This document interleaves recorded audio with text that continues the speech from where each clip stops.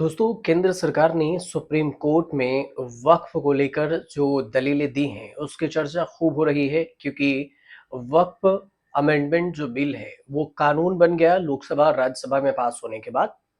Supreme court में मामला पहुंचा तो इसमें केंद्र सरकार ने ये कहा, जो दलील दी है सुप्रीम कोर्ट से, उसमें कि वक्फ इस्लाम का अनिवार्य हिस्सा नहीं है, बल्कि सिर्फ एक दान की प्रक्रिया है। सॉलिसिटर जनरल तुषार मेहता केंद्र सरकार की तरफ से अदालत को दलील दे रहे थे, कहे कि वक्फ बोर्ड सिर्फ धर्मनिरपेक्ष कामकाज करते हैं, जबकि मंदिर पूरी तरह से धार्मिक संस्था होती है और उनका प्रबंधन मुस्लिम व्यक्ति भी संभाल सकता है। ये सॉलिसिटर जनरल तुषार मेहता का दलील है। सॉलिसिटर जनरल तुषार मेहता ने कहा कि वक्फ एक इस्लामी विचार है, लेकिन यह इस्लाम का मूल या अनिवार्य हिस्सा नहीं है। यह केवल इस्लाम में दान देने की व्यवस्था है, जैसे कि ईसाई धर्म में चैरिटी है और हिंदू धर्म में दान, सिख धर्म में सेवा की परंपरा होती है, वैसे ही वक्फ है, एक परंपरा है, लेकिन इस्लाम का अभिन्न अनिवार्य नहीं है और हिस्सा नहीं है।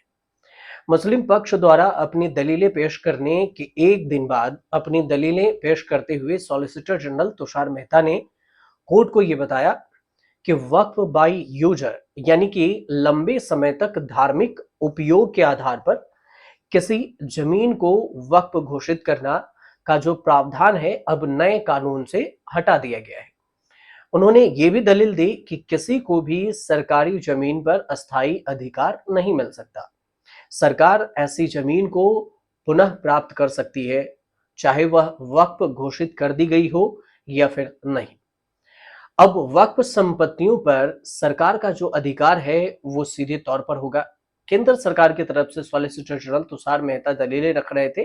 केंद्र सरकार ने कहा है कि अगर कोई संपत्ति सरकारी हो और उसे वक्फ बाय यूजर के तहत घोषित किया गया हो, तो फिर वह सरकार उसे वापस लेने का कानूनी अधिकार रखती है और यह कोई मौलिक अधिकार नहीं है, कानूनी अधिकार है। इसलिए वक्फ की संपत्ति को सरकार अपने पास ले सकती है। नया कानून ब्रिटिश दौर की समस्याओं का हल है, इस पर भी चर्चा हुई। केंद्र सरकार ने सुप्रीम कोर्ट में यह भी दलील दी है कि 1923 से चली आ रही वक्फ से जुड़ी समस्याएं अब नए कानून से हल की गई है, लिहाजा अब हर पक्ष की बात सुनी गई है। सॉलिसिटर जनरल तुषार मेहता का कहना हुआ कि हमें 96 लाख सुझाव मिले हैं, 96 लाख, जो और इसमें देखें तो संयुक्त संसदीय समिति जो जेपीसी है, उसने 36 बैठकें हुई।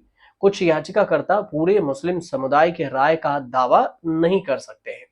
ये दलीलें केंद्र सरकार की तरफ से दी गई है, जो याचिकाकर्ता है उनको लेकर। सुप्रीम कोर्ट का क्या कहना हुआ?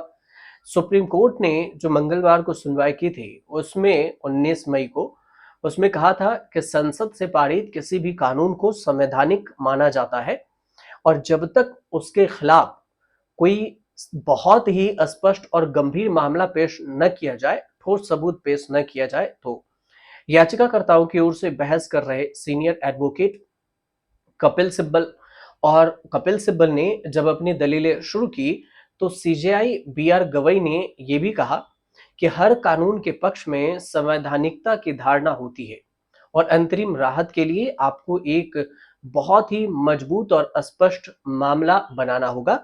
मतलब कहना यह हुआ कि ठोस मामला आपको बनाना होगा, ऐसे दलीलों से सिर्फ काम नहीं चलेगा। केंद्र ने सुनवाई 3 मुद्दों पर सीमित रखी थी और रखने की मांग की थी, जो केंद्र सरकार की तरफ से तर्क था। केंद्र सरकार ने सुप्रीम कोर्ट से अपील की कि सुनवाई को केवल 3 मुख्य बिंदुओं तक ही सीमित रखा जाए। ये 3 मुख्य बिंदु कौन कौन से थे? तो ये 3 मुख्य बिंदु हैं। पहला है वक्फ बाय यूजर का सिद्धांत, दूसरा है वक्फ बोर्ड और केंद्रीय वक्फ परिषद में गैर मुस्लिमों की नियुक्ति, और जो तीसरा है कि सरकारी जमीन को वक्फ घोषित करने की प्रक्रिया। ये 3 चीजों का दलील केंद्र सरकार की तरफ से रखी गई थी कि यही 3 चीजों पर होना चाहिए। तुषार मेहता का कहना हुआ कि वक्फ बाय यूजर मौलिक अधिकार नहीं है और इसे 1954 में जो कानून द्वारा मान्यता दी गई थी, उससे पहले बंगाल एक्ट में उन्होंने एक फैसले का जिक्र करते हुए कहा कि अगर कोई अधिकारी विधायी नीति के रूप में कानून द्वारा प्रदान किया गया है, तो फिर उसे राज्य द्वारा हमेशा के लिए छीना जा सकता है।